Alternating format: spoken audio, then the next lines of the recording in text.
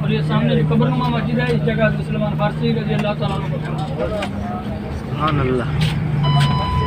حجاج کرام توجہ فرمائیں، تھوڑی سی توجہ فرمائیں. یہ ساتھ پہ دیکھنا ہے، سامنے جو اوپر مسجد ہے اس جگہ پہ ہمارے نبی صلی اللہ علیہ وآلہ وسلم کا خیمہ تھا. وہ اوپر جو مسجد ہے اس کا نام ہے مسجد فتح. اور یہ نیچے دیکھیں قبر نما مسجد کالے پتھروں والی، اس جگہ حضرت سلمان فارسی رضی اللہ تعالیٰ عنہ کا خیمہ تھا.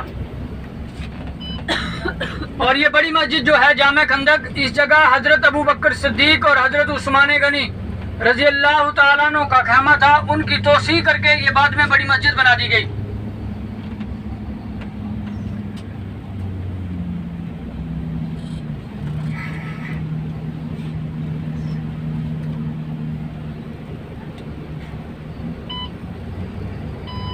اب سیدھے ہاتھ پہ دیکھیں، اس ہاتھ پہ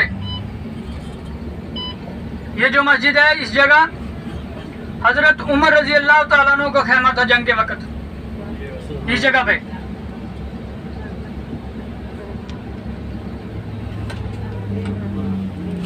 حضرت علی.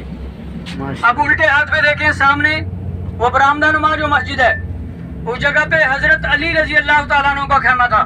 وہ سامنے جو مسجد ہے